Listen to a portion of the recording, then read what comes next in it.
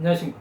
오늘은 마태복음 19장 11절 12절의 말씀으로 스스로 독신이 된 자들이라는 제목으로 하나님의 말씀을 나누고자 합니다. 본 말씀은 예수 이르시되 사람마다 이 말을 받지 못하고 오직 타고난 자라야 할지니라.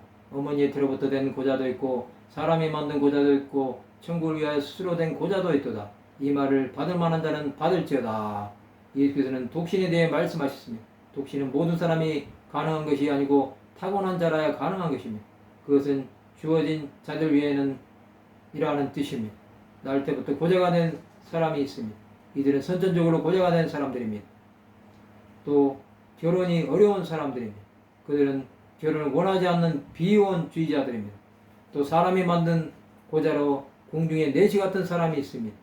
또 사도바울같이 천국을 위하여 스스로 독신이 된 사람도 있습니다. 이런 자들은 결혼과 상관이 없는 사람들입니다. 우리는 이들을 판단할 수는 없습니다. 결혼은 각자의 선택입니다. 그러나 결혼하지 않으면 책임을 질 일이 없습니다. 이 말을 받을 만한 자만 받을 것입니다. 독신은 강요할 수 있는 것이 아닙니다. 이것은 특별한 경우에만 적용되는 것입니다. 천국을 위해 사는 사람들은 자신에게 불이익이 있어도 참고 하나님의 뜻을 이루는 것입니다.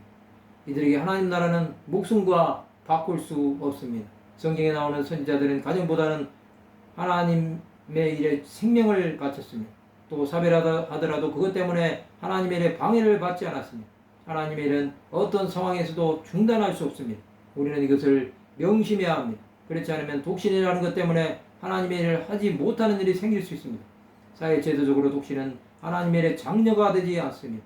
특히 우리나라는 독신자가 주의를 감당하기가 쉽지 않습니다. 독신이 결혼보다 낫다고 생각하지 말아야 합니다. 독신은 부득이한 경우에 하는 것입니다. 즉 하나님의 일에 지장을 초래하지 않는 한도에서 해야 합니다. 우리는 자기 생각이 옳다고 주장하지 말아야 합니다. 예수께서는 하나님 나라를 위해 33년의 생애를 독신으로 사셨습니다. 예수 끝까지 하나님의 일에 충성할 수 있었던 것은 가정에 없었기 때문입니다. 그렇지 않았다고 한다면 십자가를 지시기가 쉽지 않았을 것입니다. 우리는 자만하지 말아야 합니다. 결혼했다고 해서 그 사람이 나은 것도 아니고 결혼을 하지 않았다고 해서 그 사람이 모자란 것이 아닙니다. 다만 하나님의 일은 가정과 상관이 없이 진행되어야 한다는 것입니다. 오직 예수를 바라보고 나가는 사람들이 되시기 바랍니다. 우리는 하나님의 마음이 어떤 것인지 알아야 합니다. 주 예수께서는 우리를 위해 고난을 겪으시고 죽으심으로 하나님 나라가 이 땅에 오게 하셨습니다. 주 예수는 우리를 위해 모든 것을 참으심으로 하나님의 영광을 나타내신 것입니다. 이제 우리도 하나님의 일을 위해 삶의 전부를 드리는 삶을 살아가야 합니다. 말씀을 마치고자 합니다. 하나님 나라를 위해 자신의 삶을 내려놓고 온전히 드려지는 하나님의 백성들이 되시기를 주님의 이름으로 축원합니다.